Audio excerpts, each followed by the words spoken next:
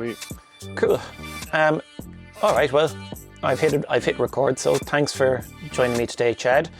The whole premise behind this podcast is basically, rather than research you and have all the questions prepared and know everything about you, it's more that we jump in and just kind of have a conversation with each other, and I learn about you from you rather than social media.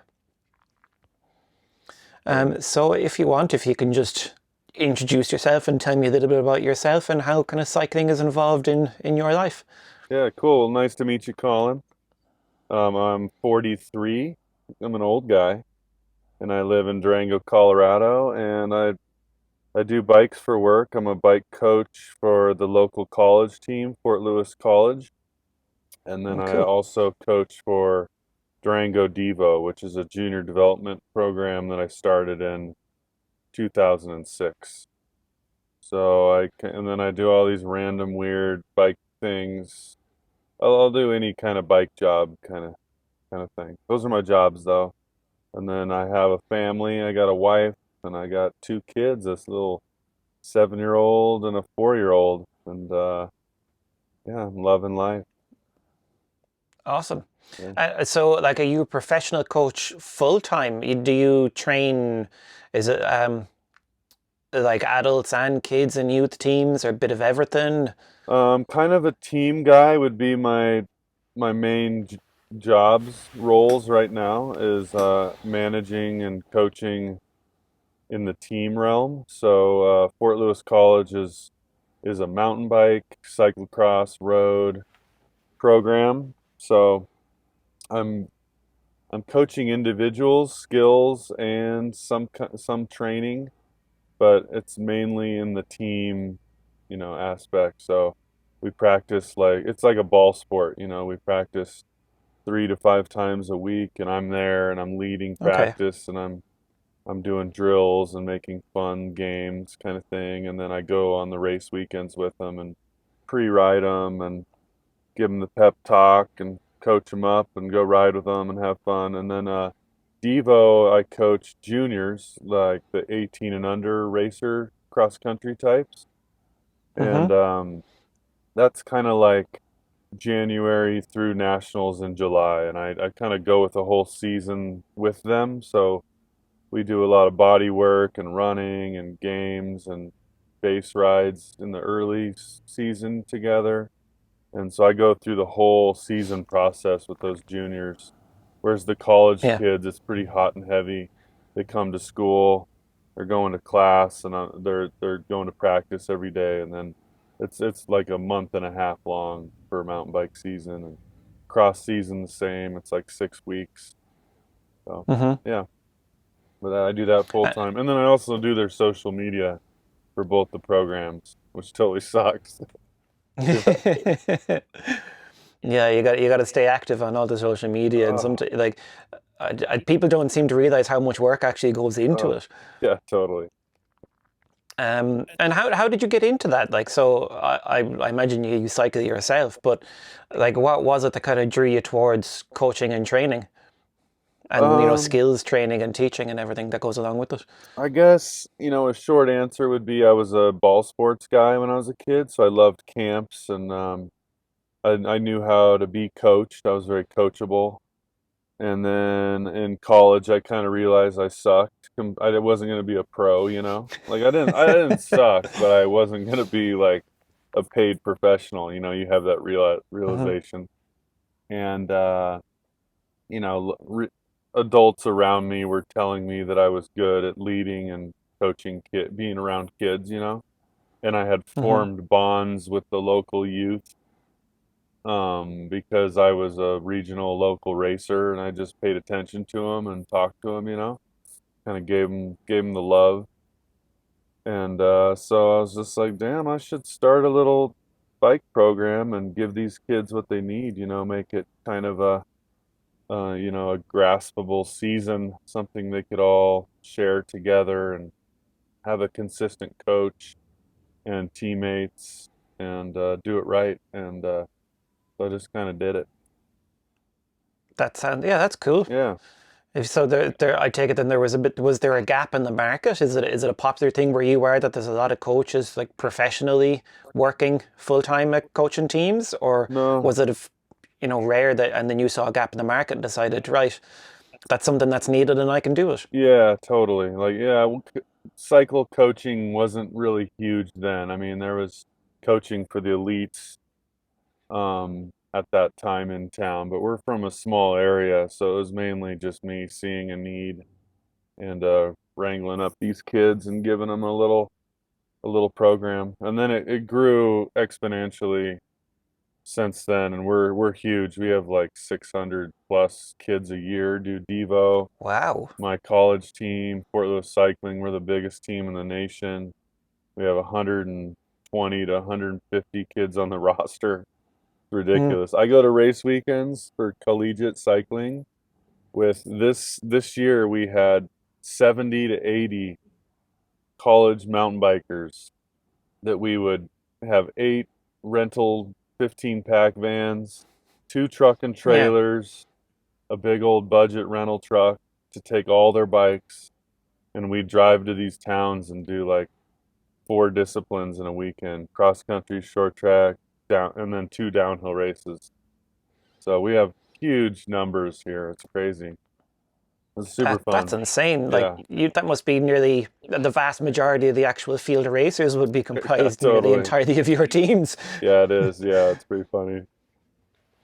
That's that's nuts. Like so, like you said that you're from a small area, but you have such a massive amount of people there, or is that because it's like a university level team that there's just everybody coming from other parts of the country to go to university there, so you've got that bigger like pool to tap into? Yeah, and it's Durango, Colorado is sits at 6,000 feet, and we have this rich cycling history and culture. It's kind of like the bike town of the United States. I mean, there's Bentonville, there's all Yeah. these other destinations now, but for like endurance sport and endurance racing, like Durango is where all the kids who want to be pro cross country or road or Hmm. cyclocrossers, it's where they all come for the Okay. training and So the, that's yeah. that's kind of the dream. If you have the goal of trying to get up there to a professional level, that's the place to go to. Mm-hmm. Yeah. Yeah, sounds good. That's kind of it's like that over here in kind of Europe, but like in Ireland, like we're a small little island, but a lot of the time, we have our own kind of the cycling federation is called Cycling Ireland, Yeah. and then they kind of but it's still quite small. There's not a lot of people in this country, and the cycling community is probably smaller than most cities alone over in the US. But I think a lot of people when they really want to push to go to the professional level, like they'll have to leave the country and go over to kind of Europe Mm-hmm. if they're not going at it privately, because there's only so much support that Cycling Ireland can give, I suppose. Yeah. We had a rider here when I was coaching, Will Corey. He was a downhiller. Do you remember? The name rings a He bell, was I like a think, yeah. national champ in Ireland. Mm, And McKenna Merton, she was just recently, she's a dual citizen, and she went to Worlds for Ireland in yeah. downhill. She's a U23 or a junior, I think. But anyway, we've had a few Irish Yeah, no, athletes.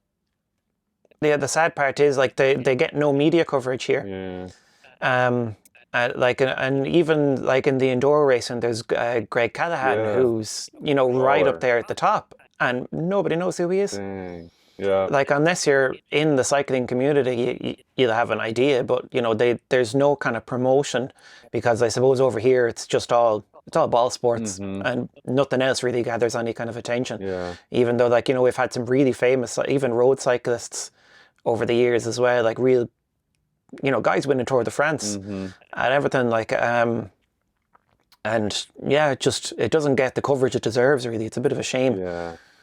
Dang. Yeah, and like the pretty much everybody knows everybody in the cycling community in Ireland because it's so small. Yeah. Like you go to the races and you go to events, you're always going to see the same kind of faces and the same people there. Mm-hmm. But there's just no kind of real media coverage. Hmm. Other than I think it was last year when one of the juniors won the world champs in downhill, and he was in the news for 2 days, and then that was it. Even though he was coming podiums on all the other races, next couple of races in a row, and get seconds and thirds, and just no, that's it. Dang. Just you got your 5 minutes, and then that's it. Then we moved on to the next thing. Totally. Whereas all the soccer teams get huge coverage, all the rugby teams get huge coverage. Yeah, It's a bit of a shame. that is a shame. Cool sport, man. Yeah, Bikes. I like it Yeah, anyway. totally.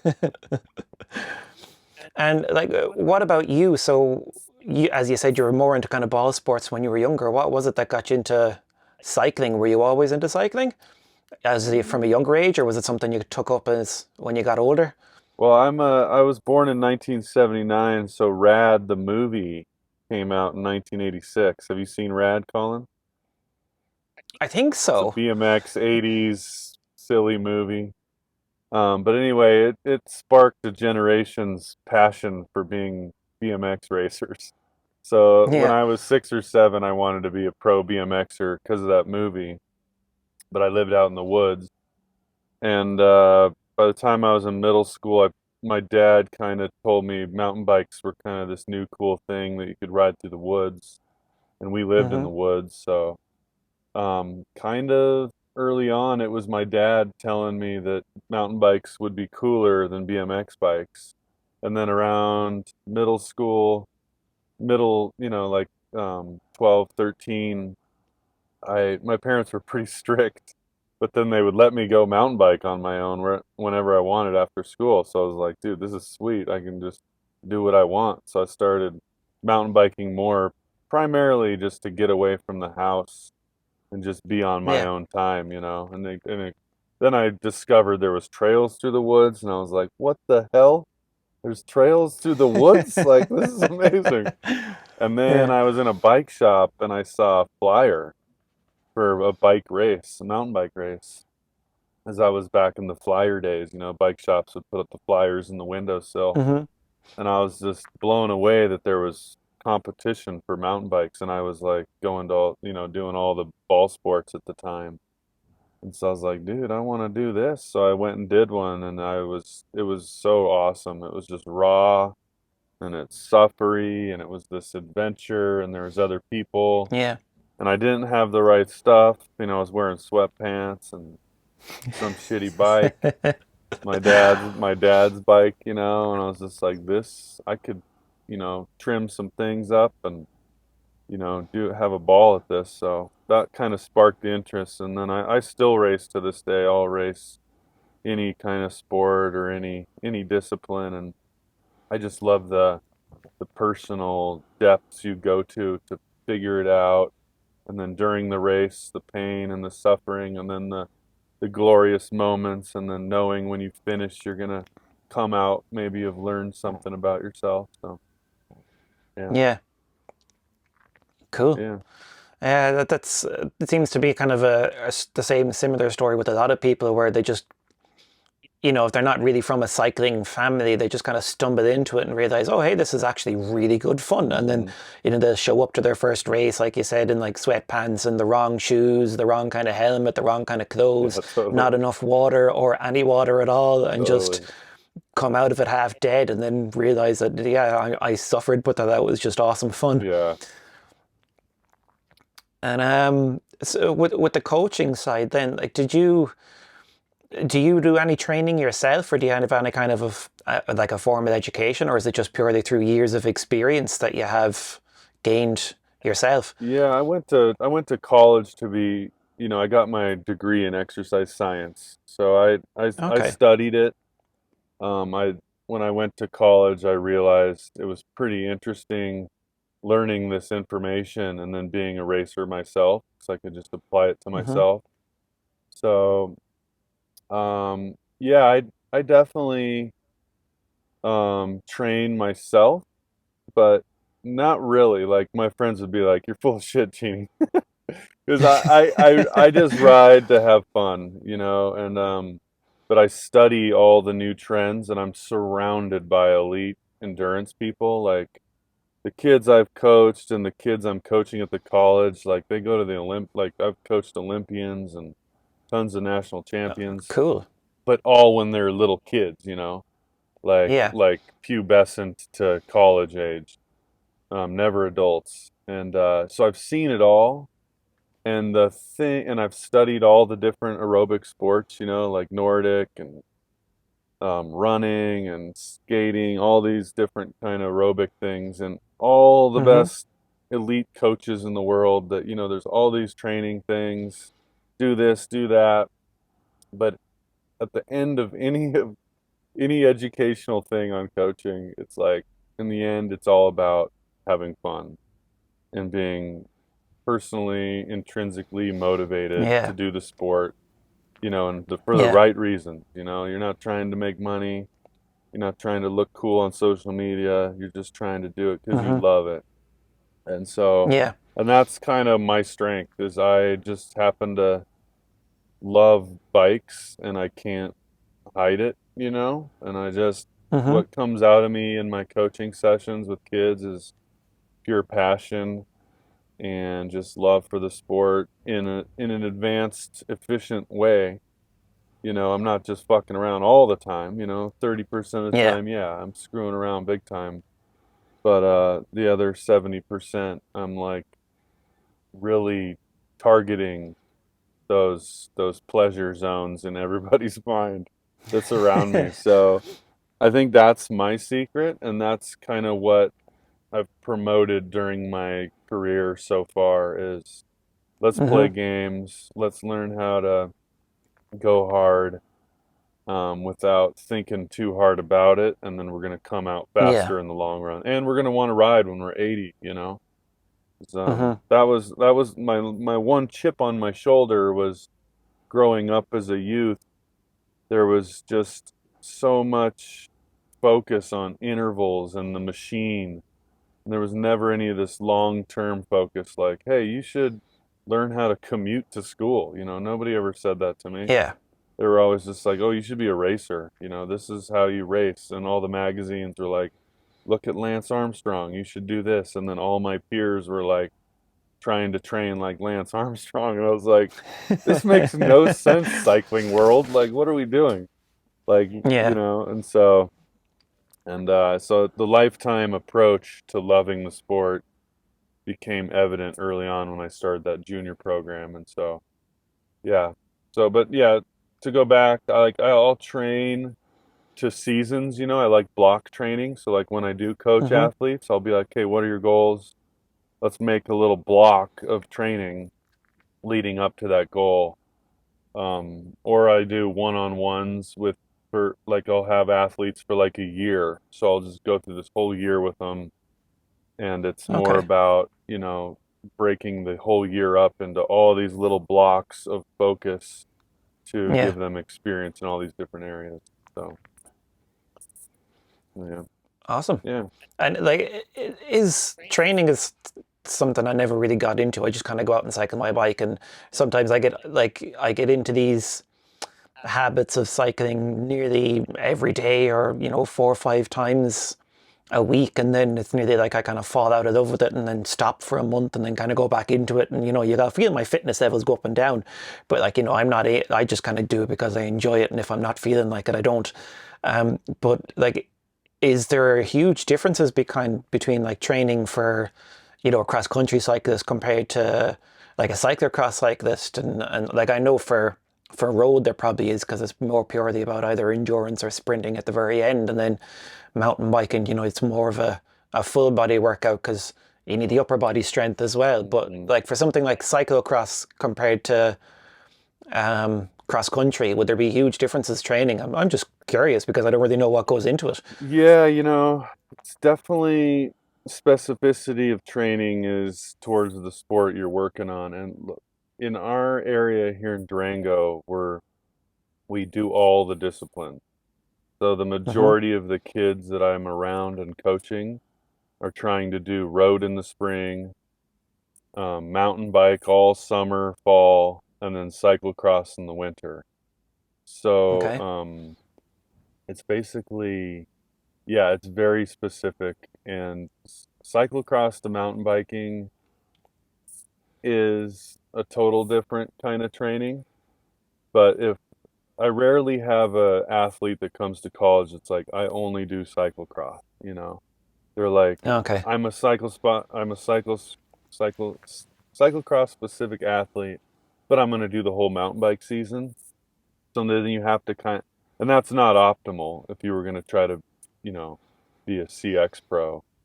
But, you know, optimally you would train for one discipline, like in ball sports. You know, not many people are doing, you know, rugby and cricket at the same time. You know, um, going Euro Yeah. there. But in the States, there's a lot of like kids that do basketball, football, baseball. You know, Hmm. so we do that here a lot with cycling. But really, training is all about setting real goals early on with somebody else and then working backwards in small steps, like having little mini goals leading up to that goal. And Yeah. like with yourself, with you know not much training much, like I bet if you signed up for a few races a year, you would have this like, oh gosh, I better prepare for this thing that I'm going to do that's going to push me to this Yeah. new level. So that's when training becomes more of a thing in your diet, is once you Hmm. start paying someone money to go suffer at their place, you know? If I'm paying for it, I better do it, Yeah, you know? totally. Mm. Yep. And so you said you went to university or college and studied, was it sports Exer science Exercise or science. exercise science? And was that a big thing there? Because like I see, like I've never heard of it until maybe like, 5 years ago. And, you see a lot of people doing it now. Like you'd always see the physiotherapists and things like that, but Yeah. now there's actually people studying the real science behind it, and body movements and training Mm. and how everything affects everything else. And it was never a thing. You literally, like, if you had a coach, they'd be just somebody there to roar at you to make you go faster. Mm-hmm. But there was no, as far as I'm aware, there was no real kind of more in-depth thought about it. But in the last few years, it seems to be way more popular over here, and there's a lot of people getting into that industry, and there's a lot more personal trainers with actual university and college degrees in the fields, rather than just some guy that's been into fitness for the last 10 years, so he kind of knows what he's talking about. Yeah. But I suppose it's been a thing for a lot longer over there in the US, has it? If you've done it a good few years ago. Yeah, totally. You know, I think it's the specialization of sport kind of started in the late, you know, the 70s, 80s, and then in the 90s when I was this little ball sports kid is when all the sports in the States started having traveling teams. So there was always like Pee Wee soccer, you know, that was city Hmm. run and, you know, parents would volunteer coach. But then in the 80s and Yeah. 90s, all of a sudden those parents were like, hey, we should make a real team of all these good kids, travel them around and make them pro, you know, and go to get Hmm. scholarships. So I think that kind of happened in the 90s here in the States. And so by the time I was in college, it had, you know, it'd been around for a decade maybe, but it was Okay. new. And now, yeah, it's huge. Like there's at the college I coach at, there's like exercise science is a general broad, you know, degree. But then within that, Hmm. there's all these other like specific offshoots of that kids can do now. Um, but I went and did it just because I like coaching, I like cycling. I wanted to learn more about my body and how it worked, the Yeah. systems, you know, how to juice myself up so I could be faster, really. Hmm. Like I could be completely wrong. It could have been around for a long time over here, but just I've never seen it and I've never heard of it. Like, but it seems to be definitely way more popular Hmm. now at, doing things correctly so that you're not just injuring yourself Hmm. rather than actually training smartly and getting the benefits out of it. Hmm.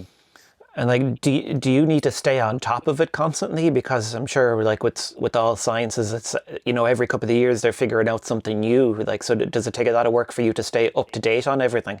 I try my best to stay up to date on. I'm not like reading journals or anything. I tried that for a Okay. while, and it's just you have to be in the game big time to pull that off. Yeah. So really, my education these days comes through athletes coming into town with and just paying attention to all the elite athletes around me, and then Okay. and then YouTube, really searching out different sports and what's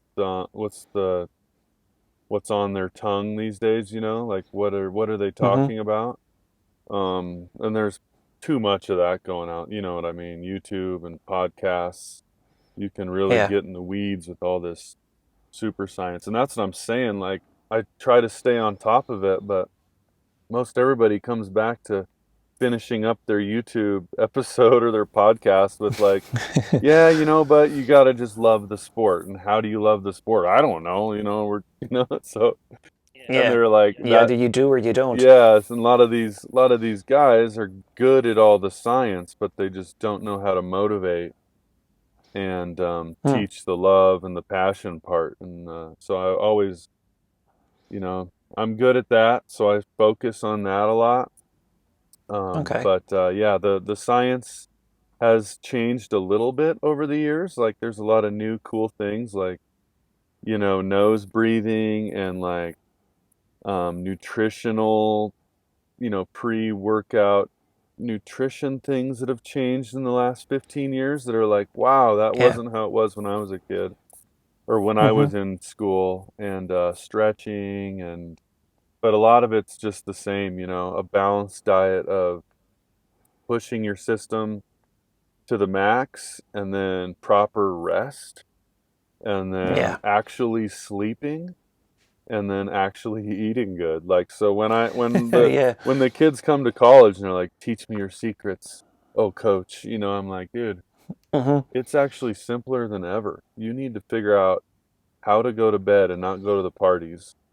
You need to figure Yeah. out how to eat good food and not just like buy, cinnamon toast crunch and pound the whole box in 2 days. Like, you need to, if you can do those two things, that's step one, and Yeah. most kids can't do that. So it's really starting most kids want the elite high level new kind of training. Mm-hmm. Um, but really they haven't even gone through the first steps. Yeah. Like I know sometimes as well if I know there's an event on tomorrow, if there's just a sporty cycle or the local cross country race or whatever it is, and I have to be up early and I gotta go drive and I have everything ready, and it's like, okay, I need to be in bed and asleep by a certain time, and I never am. Yeah, Or totally. even if I'm in bed, I'm like staring at the ceiling, or like I'm messing with my phone, or it's Yeah. like, oh, I remember something. It's like, oh yeah, I'm going to forget tomorrow. I better check that. And then like I go check it, and then I get distracted, and I'm next thing 45 minutes later, I'm still awake and I'm still messing with my phone. And yeah, like even the most basic thing of just getting a good night's sleep is probably the most important thing. And yeah, what good is doing all this training and all this diet and exercise, and if you can't even just go to sleep and get 8 hours or 7 hours? Oh man, it's so hard. Mm, too Yeah, many distractions. totally. Yeah, my racing career I was always the last guy up the night before the race. I loved to Hmm. party. I loved to, you know, do whatever everybody else was doing the night before a race. And Yeah. so I've since I have a family and I'm an old guy now, I've cut that out of my life. And man, it's so much easier to go race when I go to bed early. So Yeah. yeah. My problem is I just procrastinate too much. I leave everything to the last minute, and then I'm like, right, I need to get my bike ready. Do I have a spare tube? Do I have Yeah, these tools? totally. Do I have those tools? Is there sealant in my tires? Did I tune my gears? Is my chain okay? And it's, like 9 or 10 p.m. and I have to be up at like 7 o'clock to go drive to the race the next morning. And I'm like, God damn it, I should have done this yesterday Yep. afternoon when I had the time set aside for myself. But instead, I was pissing about doing something else instead of doing what I was supposed to be doing. Yeah. It's hard. That's my biggest problem. Just pissing about doing something else that's not really important to what I need to be focusing on. That's common. Yeah. Um, I was going to ask you something, but I had forgotten what I was going to say now. Yeah. Oh, you were talking about kind of when I was asking you about staying up to date and all the newest methods and everything. Um, I know you said you don't focus too much on it, but it must be a pretty big issue with the fact that everybody contradicts each other.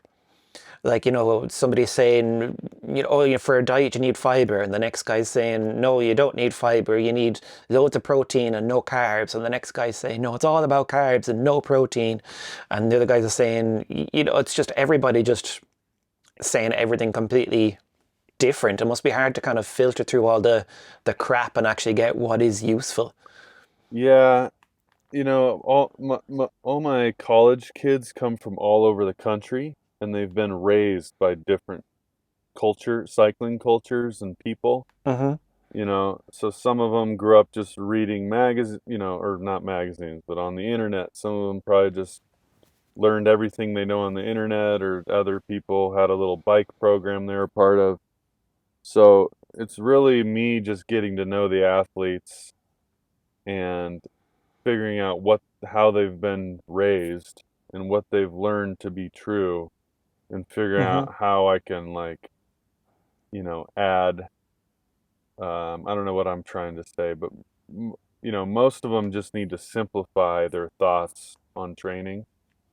So yeah, there is a lot of things that contradict themselves, but like I was saying earlier, like I usually just have to detune the athlete and be like, you know what? It's simpler than all that. Just don't overeat this, and don't just eat a balanced diet, or eat whatever's in front of you. And um, yeah, I don't know what I'm trying to say. It is confusing, but like I said, I'm just always trying to, it seems like I'm always just trying to take the athlete to take one step back and be like, you know Yeah. what? You're overthinking this.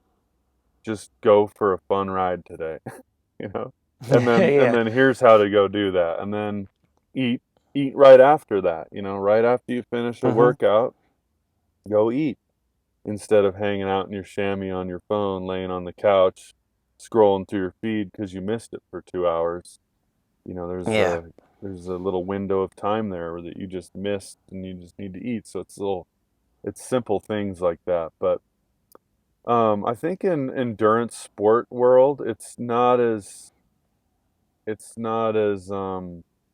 like, it's pretty obvious what to do these days. In my eyes, Mm-hmm. from what I'm reading and watching and seeing with the kids, they all they're all getting good information for the most part. The one thing I do see though is they want to do it alone. Like, there's still this stigma. Well, I can't ride with people because I gotta go do my own thing, and that's what I always try to get them. Because they're under 25 years old, under 23 years old. We have Yeah. when you get older, you end up riding by yourself all the time because you get a job and you're Mm-hmm. busy. So I'm trying to promote, like, hey, this is the time when you should be riding with people and learning from people, and Yeah. sacrificing your own ideals on the perfect training session, just to be with people and learn from them. Even like a Mm. slow person, like, the teaching like fast people to how to ride with slow people, because that's such an Yeah. endurance sport thing where, like, just the fast guys ride together, and it's like then Mm-hmm. they never know how to ride with a slow person for the rest of their life. So, and this is the time to learn that. So, that, and then another thing I see all the time is riders who just got to get time. They'll go on a ride with the team, and then they'll be like, "Well, I got my coach." They pay people to coach them that don't even live in Durango, and those coaches Mm-hmm. don't really know what we're doing over here. But so their coaches Yeah. tell them to get 3 hours, but we rode for 2 hours and 15 minutes, and so they're like, "I Mm-hmm. gotta go get 45 minutes."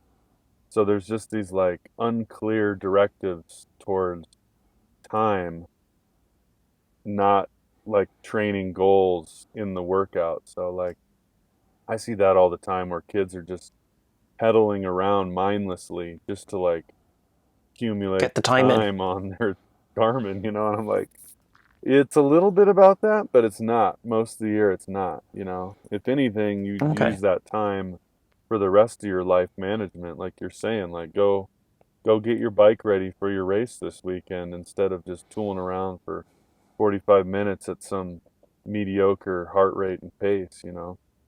Yeah. So crazy. And so if you like, I know kind of online trainers and stuff like that is getting real popular over the last while. Would it really make that much of a difference? So, if you're at 6,000 feet above sea level, so with the climate and altitude, and would that make a huge difference to somebody that's on the other side of the country down at sea level and says, okay, yeah, go do 3 hours at whatever heart rate, but then, in Durango and they go do a 2 hour ride, like would it really make that much of a difference? Yeah, I mean, that's the disconnect there with online, you know, not face-to-face coaching, but it is very popular in the United States and it is a motivator for tons of athletes because a lot of these kids come from places where there is no other biker. You know, they'll be in a town where Yeah. they're the one biker, so they pay this guy, you know, in some other town, and that's very motivating. But then when they come here, they're on this one track mind like, oh, my coach knows what I should be doing. My coach knows me. But Yeah. then Durango is more like an experiential culture. It's kind of like one of those magical cycling kingdoms where if you just show up to all the different group rides and cycling events that people in the town are hosting or putting out there for people to show up, you just Mm-hmm. get really fast because it's so fun and there's so much high level cyclists and cycling going on there. So it's hard to Yeah. blend that old, you know, your training that's being prescribed for you to this like free form kind of non scheduled community cycling calendar. So yeah, it doesn't make sense a lot of times, but it's a learning process. And I think the kids who pay attention and try to transition from their old style of cycling thought to when they move here to being like, okay, I know I need to learn this cycling culture. And the ones that dive into it and really try to Yeah. learn it and show up for things, they do fine after a year. So, Cool. and then sad for their coaches from afar, they usually don't keep getting the online coaching because you just don't need it here. You can just, Yeah. you know, until you're like elite, then you need to, or you're whatever, not just elite, but until your goals change. Yeah. Mm-hmm. Yeah, I've never seen another town like it anywhere I've been. I haven't been around the world or anything, but um, we've created this little cycling culture here where it's very competitive, but it's very fun. So it's not like cutthroaty. There's gonna be no Hollywood movies made about it, about the big drama. It's just pretty no frills. People show up, you know, the coffee shops and the people in the supermarket know the pro cyclists. It's in the paper. You know, the Mm-hmm. journalists write stories about the kids who win national championships and pretty Yeah. cool. Well, I suppose it's good the fact that it's so competitive, but at the same time, it's not. You kind of show up, but you're not on pace with somebody, so you just get kicked to the side. It's like, no, you're not good enough to cycle with anybody. Is it a bit more inclusive than that, or do you have no choice but to get faster? Otherwise, that's it. Too bad. Good luck to you. Yeah, it's very inclusive. It's up to the individual to keep showing up to get their teeth kicked in is the hard part. Like, Yeah. so I suppose that is a bit demoralizing when you're yeah, when you're getting dropped constantly. it's But I suppose if hard. you put in the effort, like when it comes back to it, like you said, as long as you actually just do it because you love it, Hmm. you'll keep going back to get the shit kicked out of you by the other cyclists, and Totally. but you've no choice but to get better, Yeah, better and faster. totally. Yeah. So there's a cycle of life where, you know, like I'm 43, so my peer group from college, we were all racers together in college. You know, a good number of them have been like, I'm good. I did it for a decade. I always lose, but there's a handful of every little wave of cyclists that you've learned that the health benefits and the mental release and the competitive juices flowing is good for you, and you just keep doing it. Yeah. And you just have to like. So I'm like 43 and I'm starting to get whooped every time, but my mind is still like, I should be winning this. Like, why aren't I Yeah. winning? I did everything right. I'm like, oh yeah, I am getting old. Damn it. But Mm. so that's hard to deal with. But and the kids that come here that are like the best where they're from, Mm-hmm.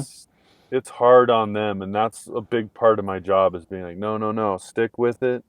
You are so good.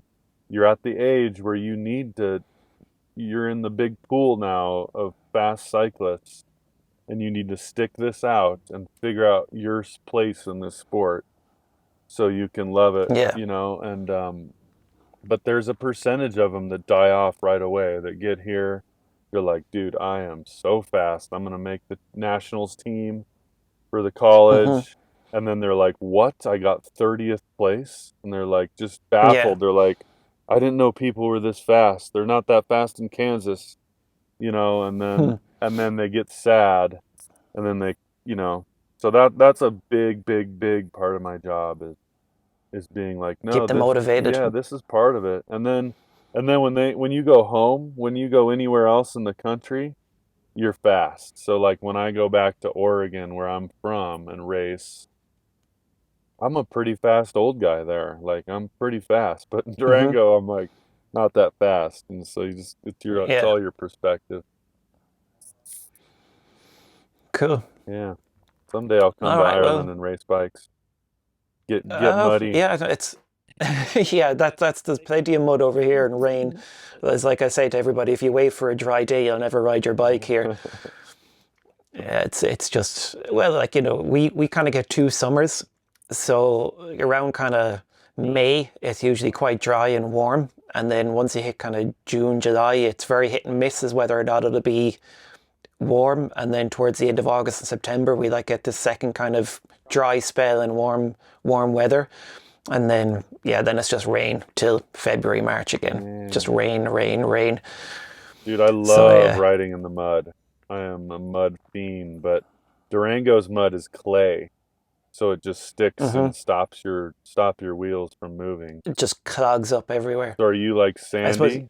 You have like sand. No, no, it's kind of like clay as well, Oh, but whatever it is, because we get so much rain here anyway, the consistency is different. So, like if you go cycling in the mud, you don't rip the trails to pieces, you don't chew them up yeah. as much. Well, that'll be on the natural trails. A lot of the kind of trail centers are more hard packed gravel with rollers and jumps and rocks thrown in. Hmm. But if you ever to go to any of the kind of unsanctioned trails, then you'll be cycling on slick rocks and roots and little muddy patches and stuff. But for the most part, unless there's a big event that just happens to go through the trail where, it's not built for 100 riders when there's only ever like 10, Hmm. the places just don't get chewed up. So we're lucky enough that even when the weather is really, really crap, we can still cycle. Nice. That's my dream. Yeah. What kind of bikes So do you ride? So I have the Kona the CRDL, more of a cross country bike. I just got that one, so that's kind of like my dream bike, and that'll last me as long as I can make it last for. And then I do enjoy a bit of gravel cycling, Yeah, me too. and I have a fat bike whenever the adventure itches, but I don't use that as much as I wish I should. Cool. But yeah, over here, the roads are not great. There's no good cycling infrastructure. It's getting better.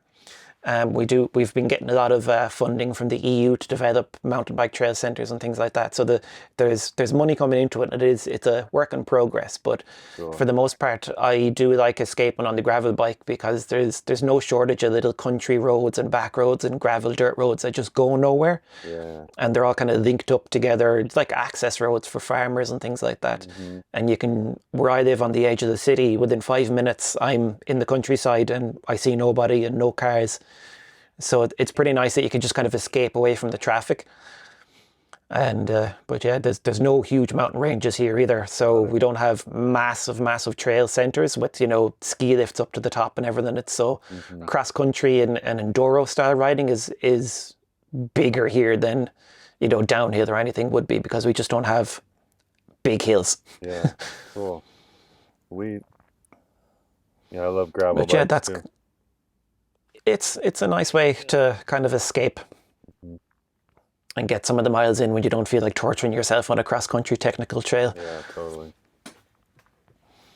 Okay, well, I suppose we can call it there. We're coming up nearly on 50 minutes now, but thanks so much for giving me an hour of your morning and taking the time out to come and have a chat with me. It was great learning about the coaching side and the exercise side of cycling rather than just hitting the trails and shredding. It was good to learn about something different. Yeah, thanks, Colin. Thanks for having me.